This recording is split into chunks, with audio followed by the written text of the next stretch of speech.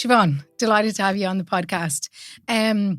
How I first came about your page and kind of you online was actually back in 2019. I was listening to a podcast and I was listening to loads of podcasts back then, but that particular one, I remember coming away from it and being like, oh my God, she is so normal, so relatable and sounds so sound. So off the back of that, I went onto Instagram and I started following you there.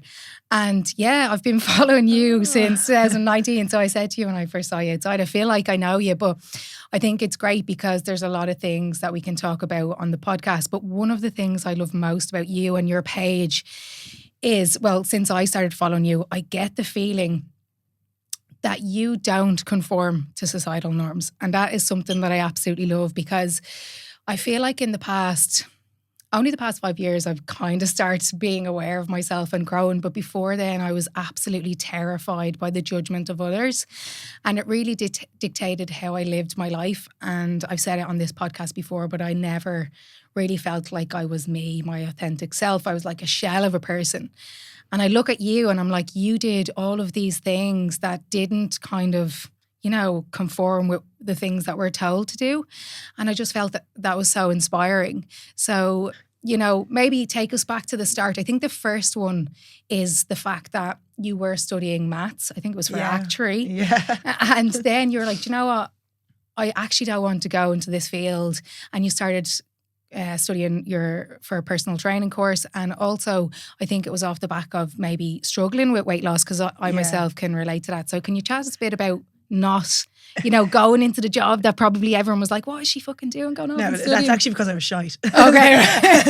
So I studied maths in college, but again, I was at that stage in school where I didn't think about what I deep down actually wanted to do or what I enjoyed. It was just, you're good at maths. And then even when it came to maths, I was looking at the CAO points, and there was actually a course I wanted to do more than actuary, but because it was lower points, I put it second. I'm like, that doesn't make any sense. But so of course I got the first choice, which was actuary. Well, not of course, but I got actuary maths. And I really didn't really enjoy school. I just studied hard, and then I really enjoyed college and didn't study hard. So when it came to actually becoming doing like the professional actuarial exams, I kind of knew I wasn't going to be smart enough. Or I knew I hadn't applied myself. I knew it didn't interest me enough to actually apply myself. And I was a bit lost. And I went to Portugal and worked, for my auntie selling boat trips for a while, and then came back with a real job. And I'm going to tell you my life story, and you probably know it. But yeah, I've always gone with what I really wanted to do since then. And about a year and a half, I did get a good job. I got the real job, and I was working in Dublin, and I got the apartment. And I was 21. I was like, that's it now for the rest of my life. It's, a corporate woman. And then when I was about, I'd say 24, I had done a year in recruitment. I left that company thinking I wanted to be like real corporate, because that was only a small business that really sound group, treated me well. But went and did recruitment because I wanted to climb this big corporate ladder, and climbed a bit and realised I don't want this either. And then I was so lost. And I think that societal norms kind of scared me there, because I was like, right, I can't, what am I going to do? I have a degree in maths. I hate recruitment, even though I was doing well at it. And it was only when I got handed, a bonus that I really, I was really unhappy. It made me realise that this wasn't going to make me any happier. And I was lost. And I was in the HR office, trying to get them to fund my studies of software engineering. And they said no. And I was just so upset, and I was just so lost. And she said, why don't you do personal training? Because she was helping me because I was so upset. Leave us. And, again, I thought because I studied maths, that what a personal trainer was below me, because I just saw this career ladder, and basically to become a personal trainer I had to jump off the ladder. But I'm so glad I did that, because obviously it turned out quite well. But it made me happy. I went back to the original job that I had and worked there, and while I studied to be a personal trainer, and even though I was working technically more and studying, every single hour of the day was taken between training and food prep, but I just felt this fire in me that I'd never felt before. I actually was so passionate about even just sharing my journey on Instagram when no one was even really using Instagram, and I was taking a picture of my oats and putting on my grid and was like, if it fits your macros. And I just felt really, and that kind of, I think I carried that passion then through everything. I wasn't, even when I became a personal trainer and I was working in the gym loads, again, I was a bit like, ooh, a little bit lost. What's, deep down, what do I really want to do? Obviously, I should be following this dream that I told everyone I wanted to do. And, I closed my eyes and was like, what about like working on a beach with the laptop, which again seemed crazy and seemed like I was throwing something away. But then, long story short, started, I think I was one of the first people in Bali before everyone was there. Before it came. Yeah, Cool. and I kind of used that kind of feeling to make all these life decisions. So I won't go, I mean, that's a shortened version of it. Yeah, but that's what I mean. Like those times when you're like, oh, what am I supposed to be doing? And I'm giving up this career to do this. Like so many people wouldn't have done that. And they just would have kept climbing and climbing. And I think the problem with so many people now is that they're kind of stuck in a position where it's okay. Because I felt like that. So basically, my story is a little bit similar. I studied neuroscience in UCD and the goal was to be a doctor. And then I went and I was building houses in Africa for a summer and they asked me to go teaching. And when I was down in the school, I was like, oh my God, this is what I want to do. So I came home, qualified as a teacher. And when I was teaching, it was okay, but every year it just got worse and worse and the commute was just a killer. So I was like, do you know what? I'll just go and I'll get my qualification PT on the side because I was obsessed with fitness. I was obsessed with fueling my own performance, all of these things. And the same as you, like I was flat out teaching Monday to Friday in college, Saturday and Sunday. And then I took the jump. But so many people are so afraid of that. I think it's afraid of the unknown. But for you, I feel like, I'm like almost like, where did that courage come from just to do? Because I remember as well, when you said that, I heard you say that on a podcast. I remember you saying, I sat down and was like, what will make me happy, Yeah. And I'm just like, that's such a superpower to be able to do that because so many people just don't. They're like, you know what, I'll just stick here. I'll sit in the comfort zone. And I suppose when they get to the end of their life, they're going to look back and be like, oh, I spent 60 years in a job that was grand. It's like, Yeah, and actually it was always value-based decisions. Like when I figured that out, that's kind of what helped me make all these seemed crazy decisions at the time. Like even leaving when I was working in the gym full time and I was, charging €50 an hour. This is, 8 years ago. And I was making all this cash and it seemed like I had it, but I was so clear on my values at the time, which were freedom and happiness, not even health. Like all I wanted to do was, freedom, happiness and being lean. That's all I cared about. But I was able to make decisions based off that. So I had an opportunity to give up the apartment. I was living around the corner here and I had an apartment I was renting and I think everyone thought the next step was I was going to buy an apartment and keep working. And I just turned 30 and the opportunity to travel. I had gone to Thailand once and I was like, and I went again and then I came home. I'm like, why do I have this apartment? Why am I working so much when I could live off less money and travel?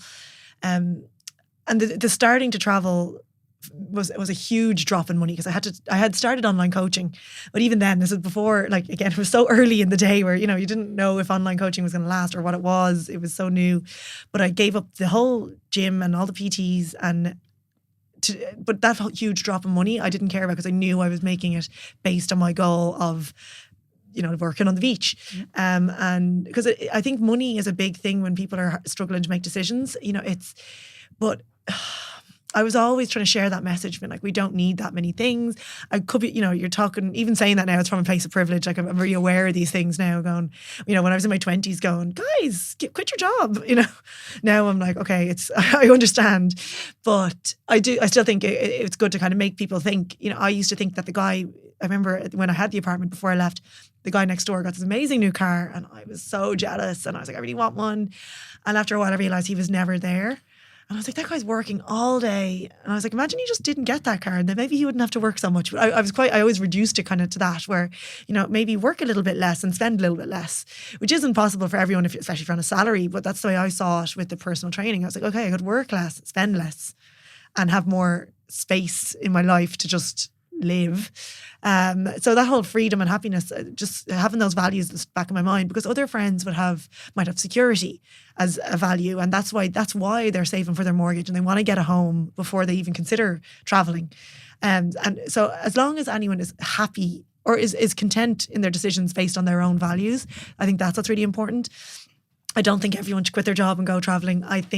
But if there is that sense of unease, or if you feel like you're following goals that aren't your goals, I think it's really important to come back and find out your values and set goals based on them.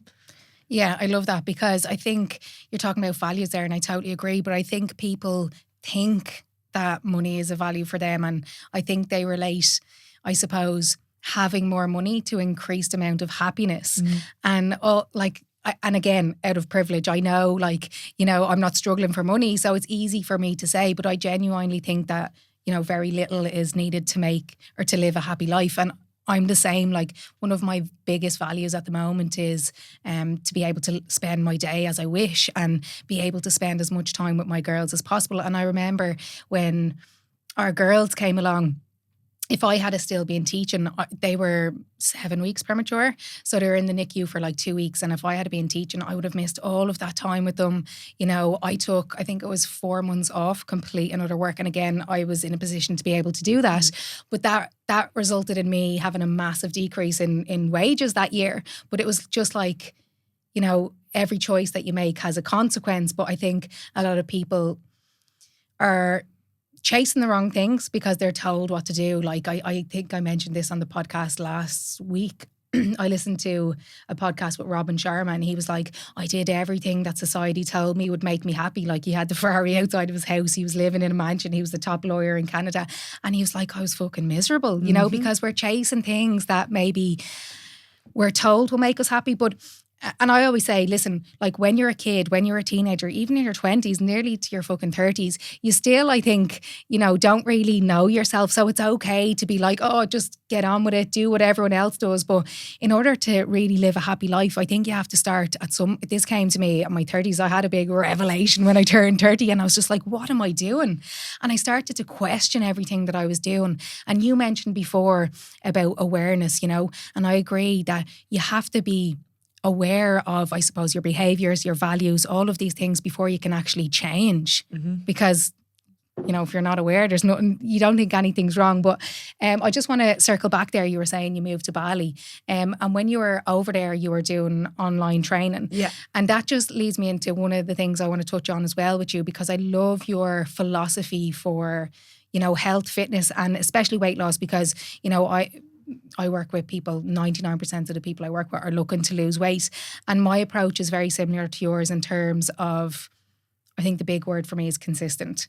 And in order to be consistent, it has to be sustainable, When I get clients coming to me, they're like, I've done this deadly 6-week shred and I lost 2 stone. It was amazing. And I'm like, so why are you here with me looking to lose weight, So can you chat to us a bit about, I think, like me, your journey changed with that. Like, I was overweight, I struggled with weight, and it was all from a place of just not knowing. I used to think, okay, just eat healthy food or do keto or do all these mad fucking diets and you lose weight. But I think through following you, you kind of had that change as well, Yeah, so I mean, I used to be clueless, and then it's like I learned it all about, obviously counting calories and understanding all that, and I took that to the extreme and did bodybuilding. So, and after the bodybuilding, that really affected my relationship with food, and I became so preoccupied with it. I was binging. It was a dark time, and it's coming out of that. I just feel like I've gone through it all, which helps me understand how women think a lot of the time. I'm still also very wary. Like, I obviously stick very much within my scope of practice, which I see a lot of people don't online. And I think this is one of the things I struggle with online is doing the right thing and not telling people they're going to lose 8 to 10 kilos the next 12 weeks unless, that's such a, you can't sell your program saying that. I think you have to meet people where they are and be honest with them about what they're going to achieve with however long they're going to be with you. But it felt difficult to move away from the fat loss marketing of it, because that's what people want. And it's the people who want that so bad are the people who actually probably need to work on their relationship with food a little bit more before they aim for fat loss. But how do you sell that to someone who desperately wants fat loss? So but to be honest, the business has gone really well. And I felt like by sticking with my morals and doing the right way, and it comes full circle. Like, I feel like the people who maybe do feel like they need that, they go off and do the 8-week shred, and then of course they struggle afterwards, and they're like, right, maybe I need something different, and they've come to us. So yeah, I use all of that in our coaching, and I laughed when you said consistency there, because if you took a shot for every time in our program where I say consistency, but I think there's a misunderstanding of what people think when hear consistency. They think, right, I have to be perfect every day, or I have to do the right exercise and the right nutrition every day, when it's actually the complete opposite of that. When I realized that myself, when I stopped aiming for perfection. And I suppose in practical terms, it means, like, say you're trying to be perfect until Thursday, and then Thursday something goes wrong, or you have high calories, and then you eat everything else for the rest of the weekend. Whereas, as opposed to, and then you end up in that week, say, in a surplus, as opposed to getting to the Thursday, having your cake or whatever, been in a high, and then obviously getting back on track the rest of the days. But even just looking at the numbers on that, like, I loved when I just started looking at averages. Like, it was such a, like, obviously everyone's looking at averages now, but a couple of years ago, obviously before that, I was on my MyFitnessPal every day. And if I missed the target, it was like, oh, that's it now. No point in tracking the rest. And it was like unknown. And then by just moving to an Excel sheet and looking at averages, it gave me so much more leeway. And it also meant that if there were spikes on some days, say you had 700 calories extra today and you average that out for the week, it's only 100 calorie over your target. So it's really inconsequential, which means then you can move on. It's not, you're not or making it into a big deal. So consistency over perfection is just the tagline that I've been living off. And I always say, like, eating like an adult as well. I think I got that from Larry Doyle as well, which some people interpret it different ways. But I saw even someone saying recently, like, how would you feed your child? And it's like, it's common sense, really. It's not, it's like letting yourself have a bag of crisps but not having a six pack. Whereas if you're deep in that diet culture, you end up having the six pack because you're not allowed to have it at all. And I could talk about diet culture for days. But yeah, I feel like I've evolved, and hopefully my coaching has evolved with it. And I'm hoping to help people. I'd love to get people to be where I'm at now, where food is just so at the back of my mind. Like, I love food, and I feel like I can eat what I want because I don't care that much if my body changes. And because I don't care, I'm able to listen to my hunger levels. And that's a hard place to get to if you've been dieting for years. So it's a long, gentle process, which is hard, again, to sell to people. Honestly, that is just gold. Like, I can relate to every single thing that you've said there.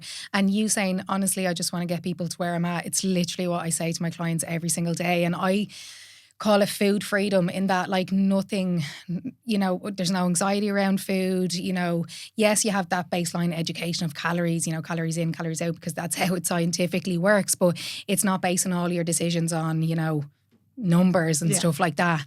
But you said awareness, sorry to cut her off, like, that's what I love to bring into nutrition. It's about understanding the calories, understanding the importance of protein, and making decisions with the education. So I'm not saying you have to have this protein goal, but I want you to understand why it's beneficial. And then you're making a decision with awareness. Like, even if you have a pizza, I want it to be because you want it, and because it's part of your values to have pizza with your family.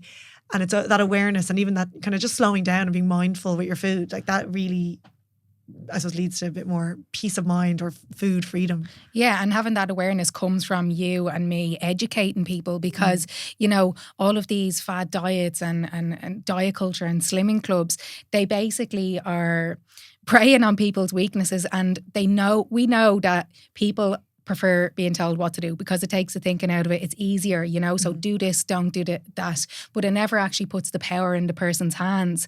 And what I get from you is that you want to liberate clients. The same with me. And that comes from working on mindset. And you said it earlier, it's changing people's mindset around food, because if you know that weight loss occurs because you have consumed less calories than you've burnt that day. I think everybody pretty much knows that by now. But if you're not getting results and you know that, there's a gap, there's something missing there. And it's about bridging that gap. And I feel like you are really good at this, and I can do this as well because we've been through it. And I think that's the thing. I say to people all the time, if you're going to climb Mount Everest, would you ask someone for advice who's done it, or someone who's read the book on it? And I think through going through that process, it really allows you to be relatable to your clients, and I suppose open, because I only had a chat with my client this morning, and she confessed, like, things that were going on in her life and stuff like that. And it was because I asked them to do this call to action, and I was vulnerable and so on. And I just said to her, thanks so much for sharing that with me. It's so nice to know that you feel like you can be so open and vulnerable. But you mentioned something about you say, think about the advice you would give a child, because I swear to God, I do so many quotes online about this. I'm like, realistically, if you have a question, that you're asking yourself about nutrition, about training, about sleep, about anything, just relate it back to what would I tell my child? Would I allow them to eat pizza every single night of the week? Would I allow them to stay up till 12, 1 o'clock playing video games, never getting outside, never training? And it's very, very simple when you think about it, but it's just not easy to implement because, it requires effort. Yeah. And I think it's a very difficult level to get to kind of call yourself up on your own bullshit, And you can really look, I was just kind of thinking about the opposite way as well. You can probably relate where you're almost trying to be too perfect with your kids' stuff. And then it's only when my mum, reminded me that she gave me chicken Kiev like every day until I was about 16 and I'm fine, well, fine, I know, I'm all right, so I was like, oh yeah, maybe I don't have to stress so much about, the baby-led feeding and blah, blah. I'm like, it'll be grand. And like that kind of the opposite way as well. I'm like, we don't have to have them perfect either. They don't have to sleep in the exact same position every night and blah, blah, blah. Yeah, absolutely. The whole thing about like consistency over perfection, just try and show up and be the best version of yourself that day. Yeah. And I always talk to clients about, priorities shift due to different circumstances. So I've one of my clients going in for surgery next Wednesday and she was like, blah, blah, steps, blah, blah, this and that and the other. And I was like, relax. Your circumstances next week are going to be different to when you're in your normal, mundane weekly routine. So your actions are going to change and therefore your expectations need to change around that. And that's a huge area that I'm trying to focus on with my clients at the moment is that I'm not sure if you know Mo Gaudat, but he's called the happiness expert. Yeah. It's a bit cringe that saying, but he's like, I love his work. And the one thing that stuck out to me is like he always says that happiness is when expectations meet reality. And the thing is, I think people fail to realise that they get to set their own expectations, So like, for example, that client of mine next week, she knows she's going to be out of action in terms of activity and all of these things. And I never would expect her to. But if her expectations were still going to be, okay, I'm going to progress as much as I have been over the X amount of weeks, she's setting herself up for failure. She's setting herself up to be disappointed. So it's all about just being like, I think it's being compassionate with yourself, but also calling yourself up on your bullshit if you're taking the piss, I think I always have that with clients with injuries and everything. And they're always like, should I lower my calories? I'm like, no, let's look at changing the expectations for this week or, focusing on something else. I thought brought up something in my head. Oh yeah, but it's more important to, it's over the long term. It's, what you do in that 1 week won't make a difference. It's your actual lifestyle behaviours. And I actually noticed that today. I thought I had an hour there and I was like, oh, I go to the gym. I was like, I actually know I need a rest. My Whoop was telling me to just like slow down.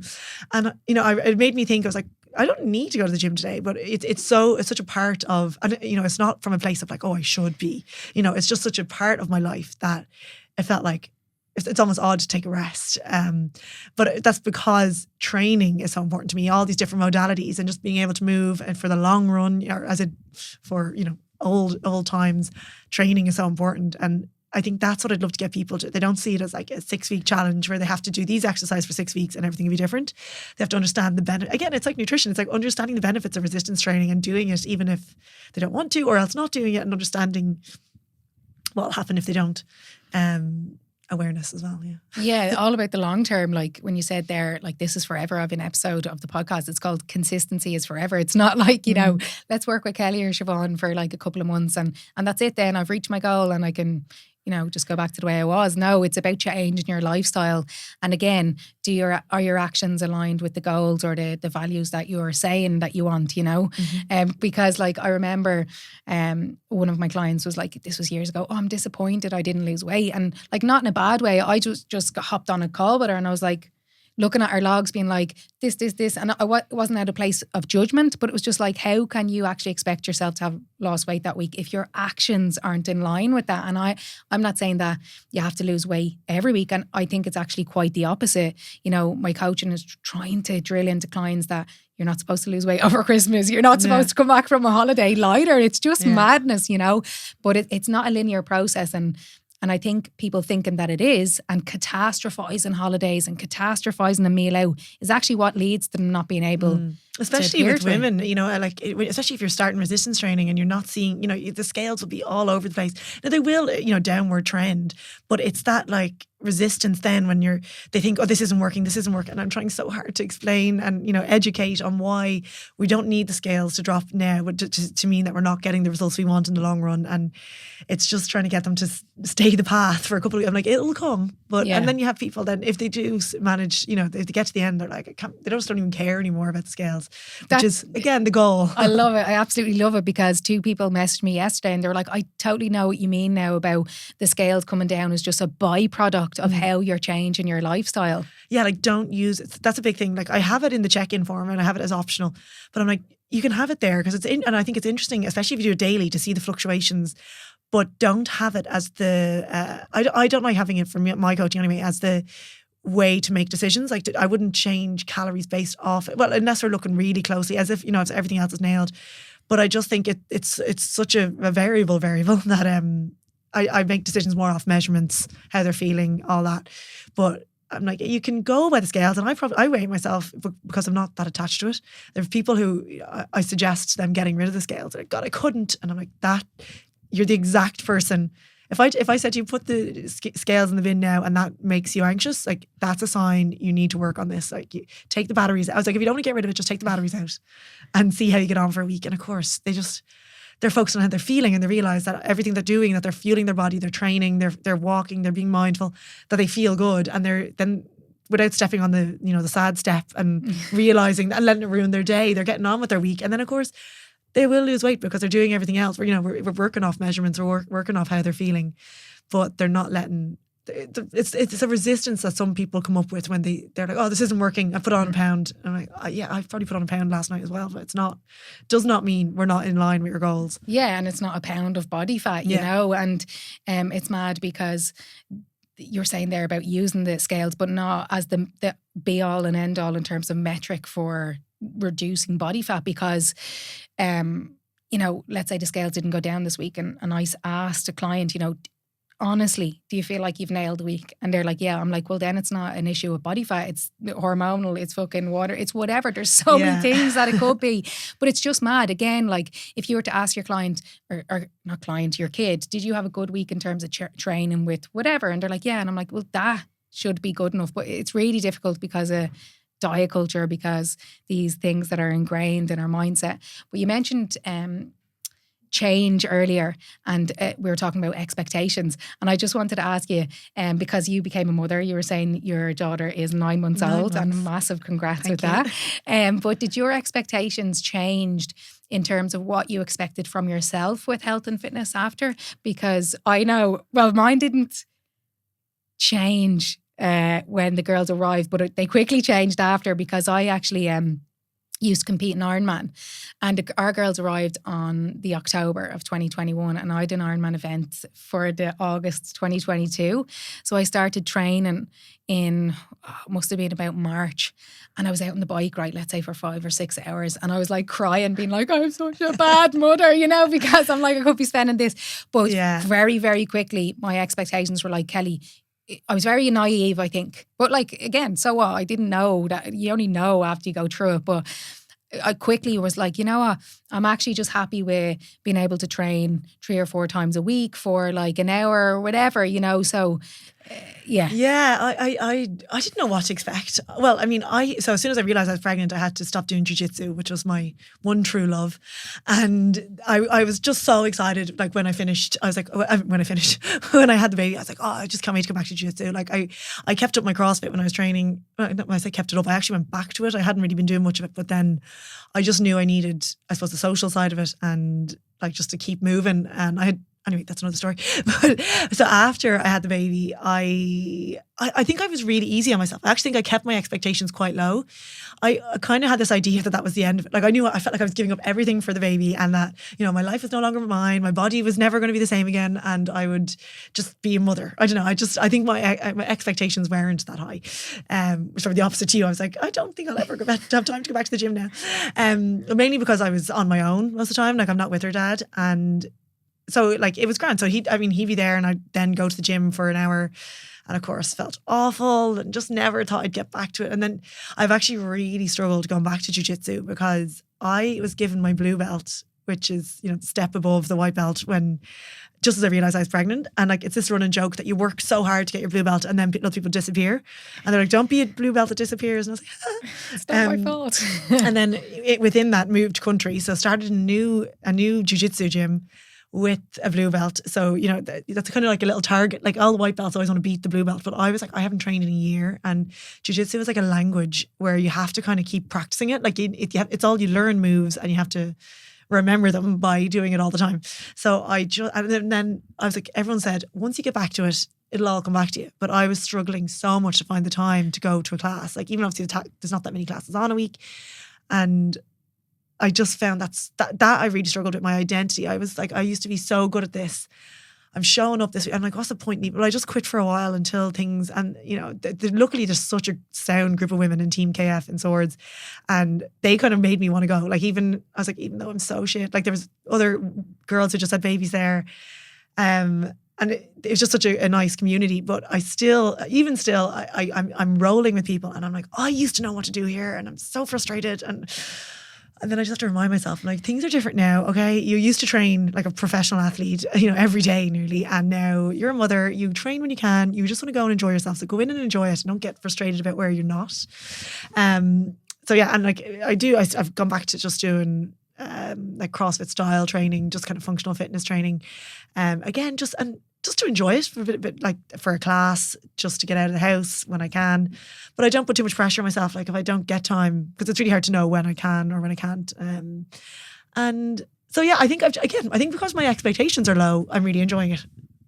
Except for kind of with jiu-jitsu that I expect. I've got blue belt expectations, and I'm not even as good as a white belt. Yeah, jiu-jitsu is just a different level to any other sports. I actually Have you tried it? I used to compete MMA. No, I didn't know that. Yeah, under John Kavanagh. Yeah. So I did Women's Warrior, and then I was asked. I'm there like blue belt. You're like, yeah, I know. Well, actually, to be honest with you, jiu-jitsu was the worst. I was like the best most technical. Yeah, I love striker. Like, you hear me? I was my best was striking. So I didn't spend as much time grappling. Yeah. So I actually said to Mo recently, my wife, I was like, I want to go back and do jiu-jitsu because my body's absolutely in bits. What I've put it through, I played rugby, Ironman, all of these things. And I was like, I want to go back to jiu-jitsu because I feel like it's something that you can never be the best at. Yeah. And I think that's good for my mind because I'm that type of person. Like if I do something, I want to be the best at it.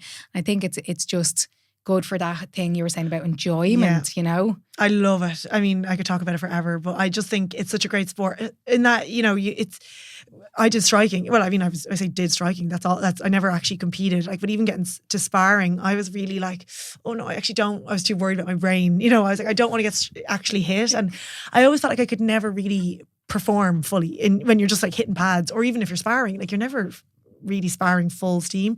Whereas with jiu-jitsu, because you tap out, you can actually go as hard as you possibly can, and you're not going to get injured. Touch wood. I mean, anyone, you probably can, but it's a lot less likely than striking. I don't know. Yeah, no, that made is that stat up. No, that's so how true. I feel. I feel a bit safer doing jiu-jitsu, and again, it's because it's all like the physics of it. Women can disarm men, and I'm like, can't wait to get Kyla in it. I think even the way it's taught, like the respect of. I mean, some places are really strict with it. It's all about bowing to the black belts and, learning about to respect your competitor or your role, I don't know what you call it, teammate. And, respecting the levels and knowing that, like, even getting that blue belt or any belt, there's absolutely nothing you can do except show up and work hard to get it. There's no, like, that's what I loved about even training in London. You've got like some very rich and famous people training there, but you've no idea. And if they come in, they're bottom of the line, they're a white belt, there's no special treatment no matter who you are. And you have to earn your way. So that when you're top of the line, it's because pure hard work. And it's like a black belt is just a white belt that never gave up. Yeah, absolutely. And I have to keep reminding myself that, like, it's just, there's no point in stopping just because you're not getting better at the moment. Like, just keep going, because it's really enjoyable, obviously, as well. Like, it's not just about always, going up a belt or anything. It's about actually going in, having fun, and Join jiu-jitsu. Yeah. And I'm there with you, the girls. Hopefully we'll get into that. We were saying, I know I have so much pressure on Kyle. I'm like, you're doing jiu-jitsu, and if you don't like it, I don't care. I know. And we live in the middle of nowhere, but there's a tennis court at the bottom of our lane. It's part of the GAA pitch. And I was just like, tomorrow we get them down to tennis court next Serena and Venus. You know what I mean? Like, They can play each other. Yeah. But no, hopefully they'll get into jiu-jitsu. And me and Mo actually played rugby, and that's another sport now that you just mention it. You know, when you see soccer and they're all fucking diving and they're screaming at the ref and stuff, rugby's very like that. Like if you say anything to the ref, you're straight off. And I love that whole respect element. Yeah. But I just want to chat to you a little bit about something totally off topic now, because I mentioned it earlier when we were talking about filters and stuff like that. I don't know how many years ago it is now, but online once I saw you saying, you know what, I'm not using filters anymore. And since I saw that, I was like, I'm not going to use filters anymore. Yay. And that comes across with the kid things. I think everything now, it's mad when you become a parent. It's like, I say to people who aren't parents, like, imagine waking up in the morning and the first thing you think about is not you. It's so mad, you know, like that's literally your life now. So everything I do, I try to think, you know, is this like, is what I want my kids to be seeing and stuff. And I think the whole aspect of like putting filters on pictures of you and your kids seeing you doing that, it's kind of like, oh, well, I'm not good enough to present myself to the world this way and stuff like that. So, ever since I saw you doing that and you were saying the reason, I think you or somebody else put up like, imagine looking through photos of yourself 100 years ago, or 50 years ago, like back. Yeah, I think I did say that, because it's like, imagine looking at yourself younger and going like, why did I filter myself? Like I was beautiful, you know, or like, it's like looking back, you know, and you think, oh, I was fat then. You're like, you were, you know, we're always harsher to ourselves in the moment. But yeah, it's funny because me and my best friend Sinead, she was flat out in the filters, and I always thought she was the best looking girl ever. You know, and I used to say like, why are you using one? Like, if anyone needs one, it's me. Yeah, and we used to talk deep about this. We had arguments about it, like, I mean, proper fight one night because I was getting angry at her. Like, she had just done the most stunning makeup, and then she went to do a video. This in COVID, so at least 4 years ago. And she started putting, I was like, you don't need it. And like, she was like, mind your own business. And I was like, Anyway, since then, she doesn't use filters anymore. And I'm so glad we had these talks. Like, and I'm so like to hear that you took from that, like for anyone to just stop using them, just to stop normalizing them. Like it's just difficult to look. I think it is look, because I see it, sorry, waffling. I'm just getting so passionate about it. But I look back at some of like the Snapchat days, the stupid dog ears, like, because it was a filter that made your face look better and dog ears on, like, and that was so normal at the time. And now, luckily, that phased out. But I think that'll happen. Even the Paris filter, it's like, why did I not have any features? You know, it's like, we need to just show up as we are. And I know the iPhone is getting better and better, which is a bit of it's annoying because you can see everything now. So it's probably more tempting to use a filter. But I also just, for me, it was like almost a selfishly confident thing, in that I just wanted people to like me as me. So I started showing up. I just was like, okay, especially because I've always suffered so bad at my skin, and I'd always want to go into hiding when it was bad, especially if it's in Bali and I just don't really wear makeup. And I would just, it really always got me down. And I'd be so afraid of seeing someone, or I'd need to like go on my story and apologize. But I just started like just showing up, and then be like, okay, I didn't just lose all my followers because I've got spots. Like, and you know, some people actually said I looked great in some way. You know, like I just started being accepted as I was. And it's hard to do that at the start if you're so used to kind of showing up in this, I don't know, as a version of you that's not you. But I think that's something I've always done online, even my body, like changing shapes and everything, always just shown me as I am. And again, it was kind of like, okay, please, not in a way of like, maybe they'll still like me, and they do. And that's just helped me be confident. And that you build on that. So then it seems ridiculous for me to try and be anything else, because I've always just shown up as myself. And I just hope others will realize that, like, if you're someone that it's like cannot go on without a filter, like just try it and realize that everything's fine. Like it can seem like a big deal. You know, if there's anyone who doesn't like you because of it, like it's probably you don't need them. Like they're probably not necessary in your life. So I'm kind of passionate about that. But then it's also kind of annoying sometimes, because I'm like, it's so wouldn't mind annoying. throwing a filter on now. Absolutely, yeah. I have to show up as myself, rage. And But no, I love how you were saying there, like you're trying to normalize it, because for me, I look at things that I suppose can cause anxiety and stuff in people as comparison cycles. So for example, like people looking at other people online and seeing, you know, the best bits and the highlight reels and the filtered faces and all of these things, what it does to them is it starts, you know, in their head is like, oh my God, I'm not good enough. And it's the comparison syndrome, basically. So what does that person then start doing? They throw the filter on, they put up their best lives. And I'm not saying to get in front of the camera and start crying and stuff. That's not what I'm saying.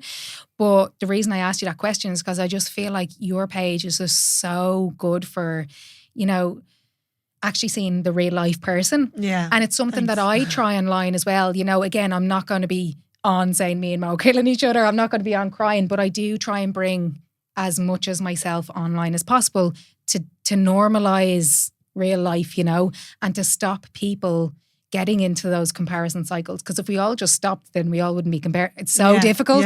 Yeah. It's so easy to say. But yeah, I love your page for that. A while back though, I actually messaged you. I think it was the first. No, I messaged you because you put up some comment that you got, some negative comment, right? Which one? Listen, Siobhan, this is like, I literally, there's so many things I admire about you, like so many things. That being solo parenting as well, I'm just like, how do you do that? Like, it's just amazing. Well, I'm admiring how much you're working, like seeing your social media, the effort you're putting in, it just makes me feel very inferior. I mean, it's inspiring me. Oh, that's probably a better way of putting it. Thank you. But no, likewise, there's just so many things that I love about you. And one of them is how you, no, I don't know how you handle it. So that's what I'm trying to ask you. But negativity online, right? So I remember messaging you one day because you put up something that someone said, right? And I just messaged you and I was like, people are fucking mad. Like literally, to me, it's just so foreign to think that somebody messages someone something negative. They don't know them. They don't know certain, it just is so weird to me. But since my social media has, you know, blown up. Yeah. I have received stupid things now, nothing mad, like, but stupid things, but it's a learning curve. Like at the start I was like, how fucking dare you, all this mad shit, and like they're taking my peace of mind, but it's a learning curve. Now it's literally how I deal with most things is I just block. And you know, even stupid things, someone was like, could you be more specific in what you're, blah, all this stuff. And I'm like, sorry, this is free content here. So straight away block, because that's not the person. They own you. Yeah, that's not the person that's ever going to fucking buy from me anyway. So my strategy is like, I'm a ninja over here blocking everyone, you know. I used to be so worried about blocking someone. I'm like, oh, they're going to think I'm being too extreme. And now literally someone just has to look at me. Or like, I will see someone commenting negatively on someone else's profile and I'm like, block that person. Like they might not even follow me, and I just don't need that person ever to come across me. I'm so like, I'd love to see the amount of people that I actually have blocked. But yeah, like, I don't know, it actually might be different for you because your following is probably relatively new. Like I feel like my people, they know me inside out, or you know, like there's a big group of people, I'd say, that have followed me for years, hate me, and still watch everything. They know, like, they know me so well. They know what to say to really get to me. Like, but again, because I've been doing it so long, it's water off a duck's back. Like, I rarely share the negative stuff because it honestly doesn't really affect me. Like, it's always when I'm at my happiest is when they seem to come at me, or they just have these wild things made up. They were just like, I can't remember, someone was like, you're such a terrible mother and blah blah. I'm like, how do you even know? Like, I don't even show her. Like, how do you know I'm a bad mother? It'd be different if maybe I was showing her and they said that and I was like, God, am I? But I really just, it was always kind of like a selfish thing again, when like, I don't want to be thinking about this myself. Like, I don't want to end up in an argument going back and forth with someone who has no interest in actually seeing the truth, or they just want to be miserable, or not want to be, but I saw a lot of people who do comment. And like, if I do share anything, you get normal people who are like, what the hell? And I'm like, yeah, I know. And sometimes it can feel like everyone hates you when you say you do something wrong and everyone jumps on you for it. And it feels like the whole internet is like coming at you. And then I'll share it and be like, guys, I feel like I should address this. And everyone else is like, what? And I'm like, okay, actually, the people who I care about, like the people whose opinions I actually care about, they don't think that. So that's really all that matters. You know? So I feel like I'm quite outspoken. I probably even have curbed that a little bit, I think, in recent years, because it's very hard to completely block out the criticism. Like, I don't look at it at all, purposely, so that if I am annoying them, that I keep doing whatever it is that's annoying them. But also, obviously just for my own mental health, I'll never read any of the forums or anything. So God knows what they're making up. Like I'd be tempted to just go in and, correct them, but I just don't bother. But that kind of energy, like I've always said, just sending positive energy to these people that are probably not having a good time. They're like it's cliche, happy people don't hurt people. But then sometimes I'm like, or do I need to be corrected here? Like there's a way of giving someone criticism that is helpful. There's things that I'm better at now. Like there's stuff I used to post that I wouldn't post anymore. There's ways I used to act, things I used to say that, and it's come from it's almost like if you deliver it properly, it'll be taken on board. If you're just going to troll someone and be like, whatever, it's not going to be, you're just going to get blocked. So I think if you're thinking of trolling someone, if you're thinking of criticizing someone, do it in a respectful way. Yeah. Or else maybe just think, is it affecting you? No, move on. That's what I mean. I just don't understand why people feel the need to comment. Like, this is going to give you a laugh, like, because it literally had no impact on me. But for example, like a few months ago, my sisters are way more into fashion than I am. I couldn't give a shit, to be honest with you. So I was trying it, because I do a flick over with my hair, right? And I was trying the middle split, and I put up online, I was like, what do you reckon? What does it look like? Whatever. And everyone was like, yeah, no, great, or whatever. And this one was like, no, you look great, but I think your ends could do with a trimming, right? And I was just like I started to laugh. Advice. I just thought it was fucking hilarious. But I was like, I just don't get how people feel the need to, like, it's okay. I know. The unsolicited advice it's a hard one to actually deal with, because most of the time the people are trying to be helpful. They're not trying to be mean. Yeah. So, but what I don't think they get is that sometimes you're getting the same messages from hundreds of people. Like, you make one tiny, like me setting up our new project, I mentioned it, and someone wrote to me and said, you can't use the database from the furnace. And I'm like, oh. And I'm she's like, it's against GDPR rules. And I'm like, I know. Like, I'm not. And it's just the accusatory, and she, of course she's like, I'm only trying to help. And I'm like, I know. Like, all I replied was, I know. And then she goes, I'm only trying to help. I've seen other people get fines. And I was like, I get it from her point of view, but you don't know what it's like when people just message you basically telling you you're breaking the law. And I didn't reply to the next message, and she wrote, it's like, I'm unfollowing you, you're so rude. I don't know what way I should have been like, oh, thanks for sending me the law. I'm already following. Thanks, hon. Love, kiss. I'm not that much of a kissy person. Like, I'm very straight up. And that's another thing of being online as a strong woman, is like, vulnerability does really well. If you're just confident in what you're doing, it kind of, and I noticed this myself. Like, someone said it to me years ago, and I noticed it when women just show up themselves online and confident. There's a bit of you that goes, who does she think she is? And I noticed that in myself. Like, I'm like, look at her, delighted. And luckily I have enough self-awareness to go, like, that's this weird thing that's in us, that we are kind of threatened by confident women. And it's annoying, because I know when you're like, you'll see women who are, come on, and obviously if they're going through hard times, or they're, that's when we really support them, and we should, when people are going through hard times. But it's that vulnerability, it's a softness which I don't really have. That, it doesn't do well online. Well, it's done okay, but I just know that if I was a little bit nicer and a little bit softer, it'd probably do a bit better. Yeah, but that's not you. And that's what I love about you. It's just like, here I am, take me as I am. The kind of way. I absolutely love that. But when you were saying there a second ago about sometimes, like, when people are negative or whatever, you almost feel like being, positive back to them. And I actually just saw, I was scrolling online this morning, and Jay Shetty, he put up a quote, and he was like, I hope you heal, is my response to everybody now that comes at me. And I'm like, I'm taking it. But actually I just block. But it's so true, people project, whatever people project onto you, it's just from an insecure place. And as you were saying, but again, it's almost selfish. Sorry, I could have completely cut across you, but it's again, it's almost a selfish way of thinking. Like, when I'm dealing with any conflict, even in my life, when you can't just block them, as tempting as it is to go low or to be, bitchy back, it's actually feels so much nicer in myself to be a nice person back, if they're not. And obviously then it kind of diffuses the situation. But like, it's also just for your own peace of mind. If you're getting if you go low, it's just, and I'm not really into like energies that much, but I do think there is like that, you know, if you're just on a low, again, low vibration, I'm not even into all that, but it does make sense. You know, it's a nice analogy of like keeping your vibration high and being a kind person where you can. And it's an ego thing as well. You always want to go back with, you know, I know more. Or what if you're just like, oh, I understand what you're saying, you know, move on or that's fine.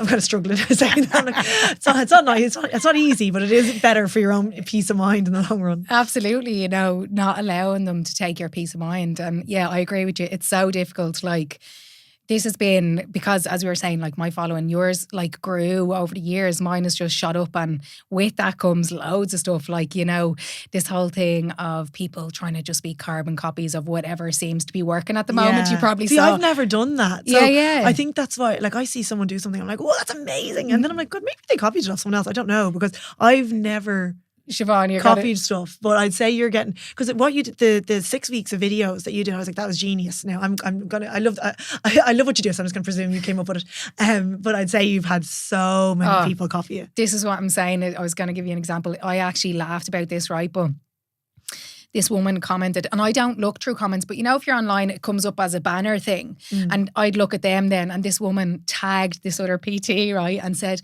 oh, this seems very similar. I think she's copying your videos. And I just wrote, you just literally ratted out your personal trainer for copying my videos. And I'd say your one was like, you fucking bitch, you know what I mean? But with that, like, I had a guy who literally came onto my page and took all my videos, right? And I actually don't mind people like using it, getting inspiration and doing it, but like changing it a bit or whatever. The man copied mine like word for word, and it honestly, I was so angry. And he actually, I messaged him, or I commented on it, just being like, whatever, like, grow up or something, I don't know. But he messaged me with an apology, like a big long message, I'm so sorry, blah blah blah. And then I blocked him, and next minute he's deleting his messages and stuff, and I'm just like, even from then, that was a couple of months ago, I'm now at a different stage. I'm just like, if that happens, it's just like block the person. I don't even reply. I don't even give energy. But everything in life is like a learning curve, you know? Yeah. I mean, exactly. Like, we're not perfect. We're just doing our best. Yeah. I actually had someone I know was like, obviously, like, because I made content again completely off the top of my head. Like, it's not even that like we were both kind of getting influenced by someone else. And like, it was a good while later, but I was like, that's like literally my concept I just came up with. And but it was so strange, because obviously she knows I know she watches my content. Like, I was like, do I address it, or am I just like flattered, or like, do I say anything? And because I actually knew her, I was like, I'll just leave it and pretend it didn't happen. And it happened a few times. And again, I don't know, it's a weird thing that I think she just thinks it's okay, because she obviously doesn't have as much followers, but like, I don't know, it's just weird that you didn't acknowledge that. Yeah, that's what I mean. Straight from my page. Absolutely. Because like you can say inspired by. And yeah, it's like, it's your work. Like, I genuinely, like, after I make a video, I'm like, not protective over it, but I'm like, I came up with that concept, I put the work in, and then someone's just like robbed, gone. So yeah. But no, the whole online thing is very new to me, and I'm getting my head around it. But I couldn't believe an old hag. Yeah. You know all the sauce. That's why I'm trying to get the information out of you. But you were saying about you sometimes you want to go on to these pages and see. I am technology. Siobhan, right. I am with technology over the head. My wife laughs, like, I don't even know how I run an online business, right? And I was like, what are you talking about? And she said, again, you're a normal human that doesn't this look page. at these and things. I said, Mo, do you mean to tell me that there's actually a site that people go on to like bitch about people? And I genuinely couldn't even believe it. Like, and I had Jordan Saya, Saya. Yeah, I had him on the podcast a while ago, and I was chatting about this negativity online, because, you know, he gets a bit of a different circumstances in his life or whatever. And he was like, it's funny, because he was like, it depends on the thing that they're being negative about. Like, you know, with me, if someone was saying, oh, your fitness information is shit or whatever, it's like, I don't really care. But if someone was like, you're a bad mother or you're a bad wife, then, you know, you're kind of like triggered a little bit by it. And he said he got hate about his religion or something like this. And he was like, it really fucking pissed me off. So I went back and I was like, how fucking dare you or whatever. And he said he got these messages off people being like, you know, you've such a large following, like, you should just let it roll off your back. And he's like, the size of my following doesn't change the fact that I'm a fucking human being with feelings, you know. Yeah. So it's hard because I don't think people who aren't in this space understand. And that's, Yeah. I mean, the stuff there. I've been sent screenshots the odd time, and even if I see it, I'm like, and I close my eyes, like, I literally don't care. Like, I don't want to see it because it's, again, I'll think about it. But there was one time, and it was a forum, and they said, Siobhan they were giving out about me, about something, and someone's like, my brother's a physio, and she went to him and just left and said, I'll post about it. And of course the comments are like, that's so typically her, blah, blah, blah. I had never been to a physio. Like, I was like, and like literally everyone's like, oh my God, I'm so not surprised she did that, blah. I'm like, should I comment? Like, that what wasn't me? Or I don't know. Or if someone's genuinely making it up, or her brother's lying. I'm like, why is this a thing? And I would never say that. Yeah, and it shows so much more about them than it does about you. You know what I mean? In terms of their, like, I know this is terrible, but I don't really give a shit. But I used to reply to people being like, who were saying stuff. I used to reply being like, I just can't even imagine how riveting your life must be. If Do you know what I love to do when I am getting a little bit sassy? Right, go on. Like when they write something, I'll reply sometimes. Like if it's something I actually want to, or if I'll be really sassy back. Right. I wait for them to see it, wait for them to start typing, and block as they type. I love it. I used to do that and message, right, and then block so they can't reply. Yeah. I love it. I know, but most of the time we are lovely sound we're people with on high vibrations. Yes, that's us. But just the happiness thing is what I always think about when I think about people like that. It's like, I'm just in a happy place, so you can't really bring that down. But I was chatting to clients the other day. I do this kind of private podcast once a week with them, and it was all about the I'll be happy when fallacy, because I truly believe that so many of us defer our happiness and, you know, say, I'll be happy when I overcome that obstacle, or I pay that debt, or I get into the house, or whatever. We all have insert here, will be happy when. And I've really, really been working on myself lately to try and be in the present moment, because I think it was Gabor Mate, he said this line and I was like, that is it. It's that happiness is the ability to live in the present moment. And they were talking about anchoring yourself in the present. And it really made sense, because if you think about most of the time when you're looking at the past or thinking about the past and you're anchoring yourself in the past, you find yourself like full of regret, you know, it lead to depression, thinking about what happened and all of these things. And then if you skip to the future and you find yourself dwelling on what, when, what if future, you can find yourself very anxious, overwhelmed, all of these things. But, and that's the type of person that I am. I'm very, very go, go, go. Like my mind is just, I remember, so I done therapy for the last 5 years or whatever. I remember sitting down with my counsellor and I was just like, just tell me how I can stop my mind racing and just be in the present moment. But I've been doing a lot of work on that, just being so grateful. And it's funny because when I say to my clients, they're like, how can you change? And I'm like anything, it takes fucking work. It takes time. So I've been doing this for 5 years, and it's funny because I catch myself, this might sound a bit airy-fairy to people, but I catch myself sometimes and I can be so grateful for the tiniest of things. It almost brings me to tears. And anyone who knows me wouldn't recognise me. Swimming lessons because my mum and dad were looking at my daughter swimming and I was like, who am I? It's like this simple thing, and I'm like, so grateful for it. And I think it is important to like be grateful for the tiny things. Like I journaled for years every day, and I don't think when you talk about I'll be happy when, I think I have been very good at being present. And living in Bali, I was always like, am I happy? Yes. Don't change anything. Like I wasn't aiming for anything. Like my business was working well. I was happy enough every day. So that's why I actually wasn't really I think what I actually was missing though was that kind of working towards something, because I was too almost in the moment that I wasn't actually like aiming to achieve anything. Now a little bit, and that's where I kind of noticed with jiu-jitsu that I did enjoy the process of trying really hard at something and aiming for the blue belt and all that. But I kind of then realised I wanted to bring that into my life a little bit. Like I was almost too present, too happy. I needed a challenge. But the gratitude, the journaling, like it seems so simple and it seems silly. And I always try and get my clients to do it. And just writing down 3 things you're grateful for, it helps. If you're having a bad day, it helps you find the good in it. If you're having a great day, it's even better. You're able to like enjoy it and be present to enjoy it. And it just puts everything into perspective. Like again, you realise you're rarely grateful for, I don't know, your first class flight. well, I probably was on the day, but then the next day, it's the being grateful for the home. Like I actually nearly had to stop it. I'm like every morning, I'm like grateful for Kyla. Like, it's like I need to try and say things that aren't her.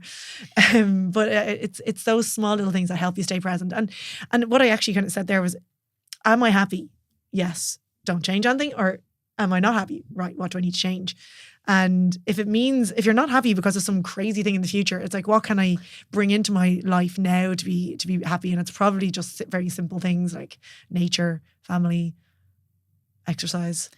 Yeah, it's margaritas. Yeah, absolutely. I said I'd go off the drink. Not that I say this and people are like, oh, do you have a problem? No, I don't. But I was like, I'm mad weird in terms of I always try to test myself. Yeah. Weird thing. I mean, that's what I did when I was pregnant. I did 9 months and everyone's like, you can have 1 or 2. I was like, no, do you know what? I've actually never done 9 months off the drink. So let's see if I can do it. Yeah. I did. It was grand. Yeah, wouldn't recommend it. No, I'm the same. Everyone's like, no, get off the drink. It's amazing. No, I love a drink at the weekend. Yeah, I mean, I love a margarita. I love a glass of red wine.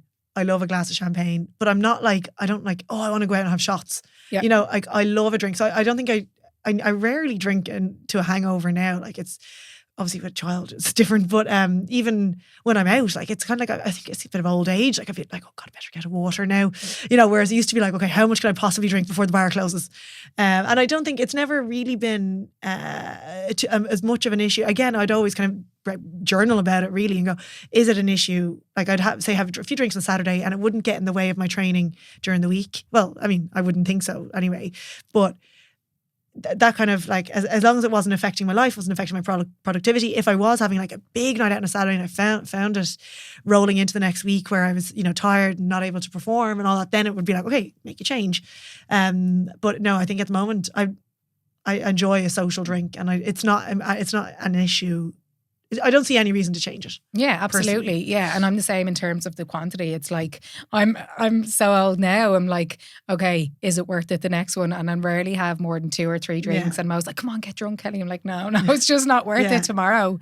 But for the things, the grateful thing that we were talking about, like I genuinely do believe it's just the tiny things. Because I remember when I said that to my counsellor, I was like, stop my mind racing. She was like, Kelly, what I want you to do now is every single day, stop when you see something that like you're grateful for and just stop and just be present for a moment. Because back then, if someone had said to me, journal and write down what you're grateful for and think, I would have been like, would you go away? Like, go away at that. Like, and I know people do say that now and I know a lot of people talk about this, but it genuinely works. Like this morning. But it's like takes a long time to see the results. So long. Yeah. This morning I was driving after I dropped the girls to their childminder.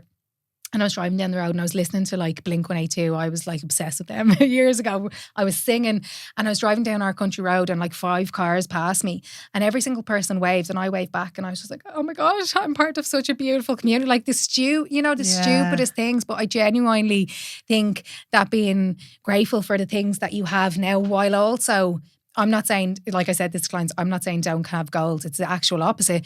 But what I'm trying to get across to people is you can be happy now and still be a work in progress and still do what you want to do. Because with my clients, it's all like, oh, I can't wait till I hit this amount of weight on the scales or I fit into this and then I'll be happy. And it's like, no, you won't though, because when you get the thing you want, you'll want the next thing. Yeah. Like desire is a contract we make with ourselves to be unhappy until we get what we want, right? Yeah, it's called a lack, like a mindset of lack. That's not what it's called. You know what I mean? Like where it's always focusing on what you haven't got. Yeah. And you know what? Things as well. I done a presentation a while ago and I was like, not to go off topic here, but a lot of people anchor their happiness in the things that they don't have to try and validate the reason that they're not happy, you know what I mean? So I was doing this presentation and I was like, I was talking about, it was to business owners, online business owners. It was about how to scale your business. And I was talking about how to go from 0 to running a 6-figure business.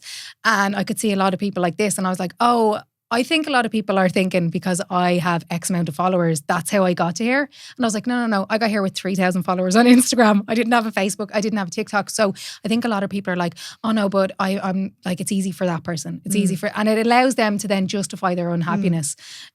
So yeah, that lack kind of mindset. Yeah, I need to be in that abundance mindset. That's what I was trying to think of. And it's funny, me and Sinead were only talking about that today. We're like, she goes, I wish, like we used to always be like, spending money like crazy. Like even when we didn't have it, because it was that abundant, been like, we can make more. We can make more. Like I love abundant. Like we were obviously younger and didn't have any responsibilities. Yeah. But we were saying that now we probably have way more money than we did then, and we're like, God, better not book that flight. God knows, to pay my rent. But she was just saying, she said that to me. She's like, we were so much richer when we had less money. And I was like, yeah, it's the abundance mindset. And luckily it did come back. Like we did spend crazy. Like we did have, a great time. Yeah. And you wouldn't regret it, exactly. But I think another thing as well that stops people from doing what they want and stuff like that is the fear of failure. And this is I want to chat to you about 2 more things and then I'll let you go because I could talk to you for fucking hours. You're deadly. But the fear of failure is something that holds so many people back. And I think it is the quote from Mark Manson. These are great for the quotes. Oh, I love the quote. I love a good quote. But it's something like people choose misery over uncertainty. And it's so fucking true. Yeah. It's like, and it was me all those years ago. I was so terrified of what other people thought of me, terrified of failure, that it actually prevented me from actually going after the things that I want. And this circles back to you because I genuinely, my favourite thing about you, and I don't even know you, is that whole thing of like, I'm just going to do what makes me happy, Yeah. I think it's like a worst case scenario thing is what I always work at. I'm like, okay, what's the worst thing that can happen here and how would I deal with that? And if that does happen, grand. Like even now, because I used to be, my lifestyle was a lot more like I had no responsibilities. I had no loans. I'd no, like it literally just was like, if I don't make, like my whole thing was like, worst case scenario, I'm going to go to a hut in Thailand with my books and I'll be happy. Like that was like, okay, so if nothing works out, if I lose all my money, that's what will happen. So I was like, that'll be fine. Like that'll be grand. So I think that kind of then let me take, these risks or any risks. It's a little bit different now, because I have to pay my rent every month because I have a child that I need to I can't just be like, let's go to Thailand. So I think I probably am a little bit more wary now, which is probably a bad thing in that I can't be as risky. It was Hormozy who quoted recently. Look at me. No, I can't even remember. It's something like opportunity is a risk. It is a risk. If it's not a risk, it's no longer an opportunity. Yes, that's Hormozy. Did I get that right? Yes, you did. Yeah. And it's true. It's like, if it was easy or if it was risk free, everyone would be doing it.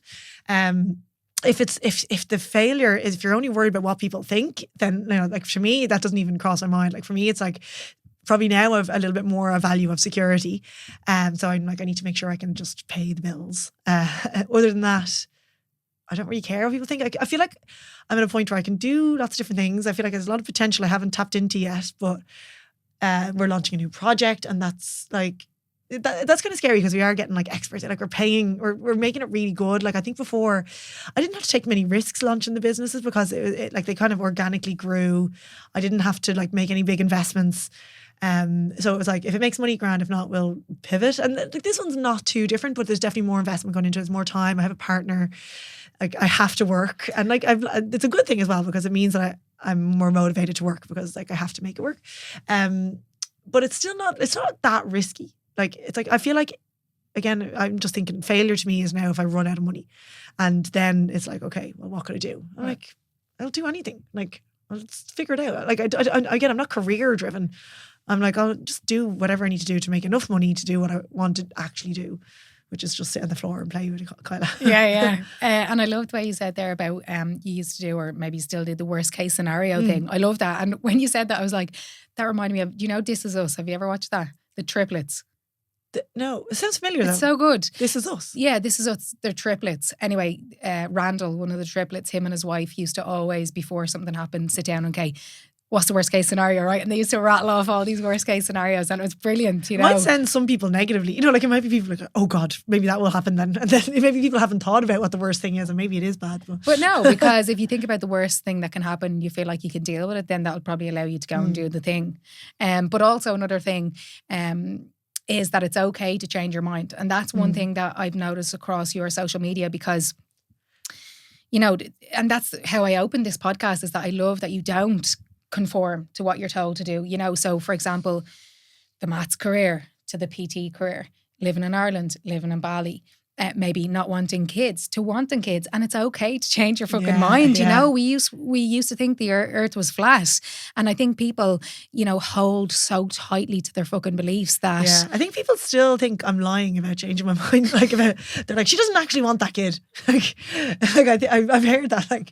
But and that was obviously a big thing because I was very vocal about that and not wanting kids, and I didn't. Like, I loved my lifestyle. I was traveling, hopping to whatever country I wanted, you know, could do whatever I wanted, didn't have to worry about money because, you know, worst case scenario, I only had to look after myself. And like I would think, would I have a kid? I'm like, well, that doesn't work with this life. That's the way I saw it. I had never been particularly like, you know, people say they just want to have loads of kids. Like, just, I don't know if it was just, I was a bit selfish. I don't know. And then, kind of long story short, I had an existential crisis when I kind of had everything that I wasn't working towards anything. I was like, okay, I thought I wanted all this freedom, had it. You know, wanted a successful business, had it. You know, I was like, maybe living in Bali isn't very conducive with like having a relationship or meeting someone. And I remember seeing this like couple on the beach with their kid and like, they were in their own little world. And I remember thinking like, oh, what if that's the meaning of life? What if I missed out on it? And then, but I wasn't panicking really. Like I kind of knew that. And I even used to say this when I didn't want kids. I used to say, I wrote a post once and I said, if my future child is reading this, I am open to changing my mind. I've since taken down the post just when I realised I was pregnant. But yeah, so then when my sister was pregnant and I was like, it was so like the biggest deal ever. We were just like, it's the best thing to ever happen to our family. And then a while later, I realised I was pregnant and I was like, okay, this isn't exactly how I wanted. And you know, it's again, value-based decisions. Like I was like, I didn't think this is how it was going to happen. But I knew then, I was like, I know I wanted a baby. Like, it's not the right way to happen because I was living in London and her dad was in Dublin and I had to like give up jiu-jitsu and everything that I was like, this is completely going to flip my life upside down. But because I knew I wanted it, I was like, I'll just make it work. We'll figure it out. And yeah, can confirm I do like the child. I do love the baby. It's honestly like, and I'm after like I can't. Sometimes I'm looking at her going, I can't believe I thought I didn't want a child. Like, it's honestly magical. And I feel so lucky. Like, it just feels like the biggest blessing in the world. But also, like, but I also think there's some of listen to like podcasts, especially like, you know, some of the male podcasts in the US are like, if you don't want a child, you should have one anyway, or like you have one just in case. And I still think you can have a very fulfilling life without one. I'm definitely not changing my mind on that. Like, I still think if I had gone on the path I was on, I'd be perfectly happy. And I just think there's a bit of a I told you so. Because obviously when I used to say I didn't want kids, people were like, you change your mind. And it used to annoy me so much. Now I did change my mind. But I just think it's important to respect women's decisions. You know, if they don't want kids and if their career is a higher value to them than family, then, you know, respect it. It might not be yours, but it doesn't mean some of those values are wrong. Yeah, absolutely. Like, everyone's allowed, like, I just used to find it so weird that I was listening to a radio station and someone came on, they were talking about people that didn't want kids, and people are coming on, they're like, how could you not? And I was like, because like other people. It's hard work. Like, yeah, and you have to sacrifice a lot. Like, you know, especially if you have a career that, you know, I have friends that have very good careers that they will be affected if they have to raise a child. Never mind if you've got good childcare, everything. It's waking up during the night and then having to perform the same way as you did before in your job is just, it's difficult. Yeah, you know? It's absolutely difficult. And I love that you're saying that, because I'm very open online saying that, like, when the girls came along, I was completely and utterly shocked into how difficult it was, because my siblings all had kids before me. Well, most of them did anyway. And I used to think, it's grand, you know. Yeah, I thought it was like, you just have a child and it's there. You have a child, they fit lovely into your lifestyle, you move on. No, they become, you fit into their lifestyle. But I never forget saying to my sister, like, why didn't you tell me it was so difficult? Yeah. And she said, Kellie, could you explain to someone, you know, how difficult it is, but on the flip side, how amazing it is, you know what I mean? That's why I'm so glad my sister had it, like, basically at the same time, because I don't think I would have understood at all. Like, I was so excited to have a niece or nephew. It was a niece. And I couldn't imagine, I couldn't imagine her trying to explain to me how good it is. Like, I would be like, oh God, you can't really go out that much anymore, can you? Like, she lives in Portugal, so I wouldn't even get to kind of experience it as much, you know, as I mean, obviously, I just kind of feel like I relate so much because we're like, oh yeah, Kyla's doing that too, or it's so it just feels like a miracle. But like, yeah, it's so hard to put into the words like the nicest things, like just the mornings in the bed when they're just looking at you and you're just like, oh, it's amazing. This morning, Mo was going to work, so she threw them into the bed with me, and Willow turned around and she was like, because they can talk like they're 2.5. She's like, I missed you, Mommy, when I was asleep. I was just like, oh, melting into the bed, like, you know. But it is, and that's so lovely that Kyla has a little cousin the same age. Our girls do as well. My sister had a kid like a month after the girls, so we call them the triplets. But she has one on the other side as well, so she has two. She's a cousin on either side within like a couple of weeks of each other. Yeah, that's girls, so lovely to have.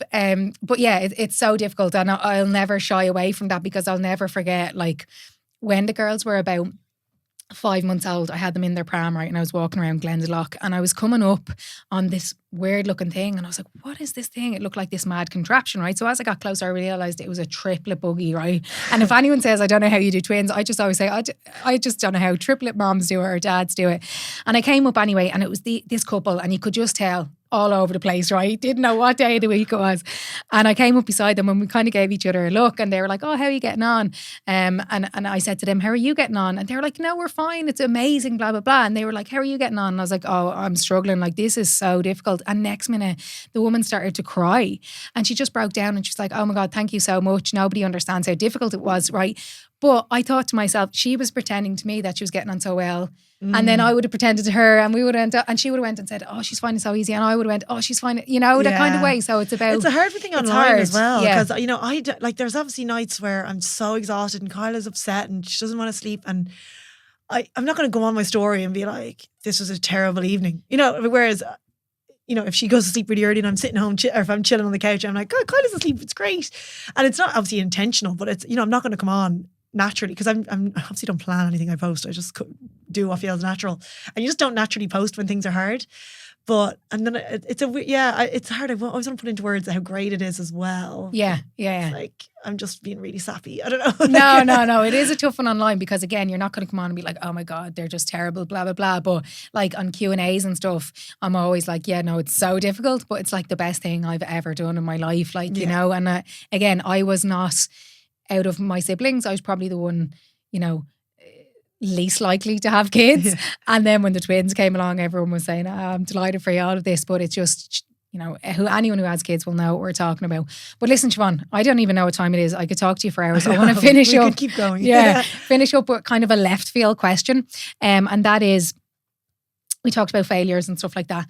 But if you can think, and if you can't, absolutely no problem. I'll give you, I know. I'm like, I'm probably putting the fear on you.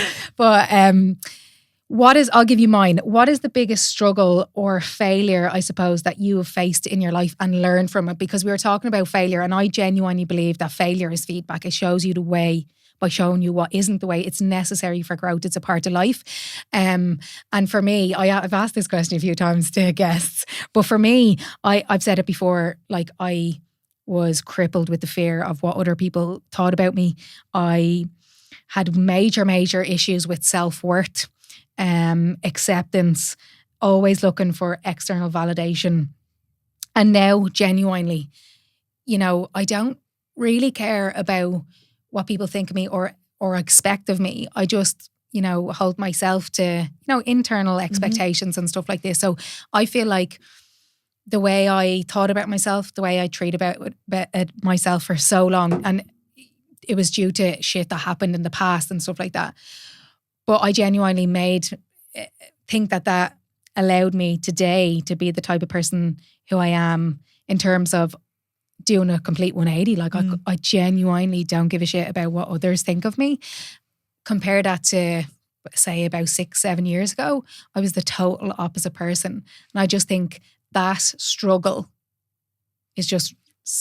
do you know what I'm trying to say? Like, as soon as you start asking that question, obviously my head started ticking away, and it's like there's very few things that I regret or that that I think haven't led me to where I am now. Like I'm not like an everything happens for a reason kind of person. Although it's kind of hard when you just when I think of Kyla, I'm like madness. But everything, like any little failures, I've launched a few things online that like they were kind of like thrown together that weren't great, but like I kind of learned from it. I'm like, that's, you know, the next thing will be better. The next thing will be better.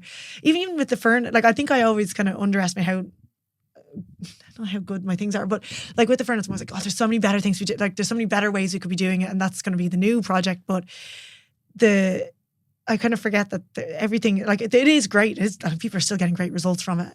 But what is my point? That like everything I'm building on, like there hasn't been any, I'm trying to think, or if I just like blocked it out, but everything has been fine. Yeah, no, but anything I feel like I always say no regrets. So it's like I kind of blocked that out. I'm like, okay, no, what have I learned? Move on. Yeah, but that's the whole concept. I agree with you. Like I'm saying, like things that happened in the past that if you ask me, would I change them? Maybe.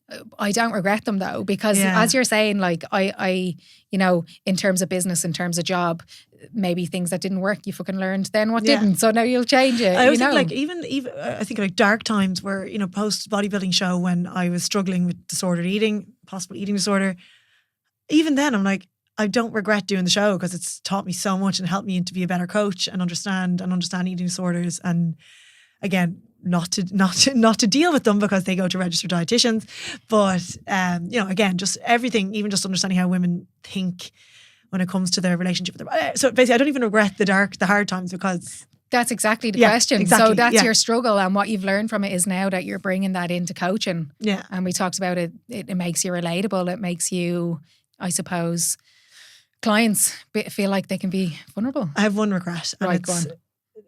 In 2011, I was living in Portugal and I didn't come home for the All-Ireland football final. Okay. It's my only regret in life. And I had been to like every single match growing up and I had to watch them lift the trophy when I was sitting in I had to go home and cry myself to sleep. Never forget it. It's the only regret in my life. Love it. Love it. Listen, come here. I will let you go because I don't know how long we've been here for. It's still, I'm like, damn, sorry.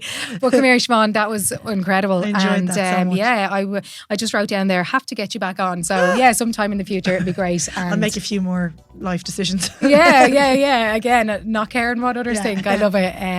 Yeah, listen, thanks so much. Thank you.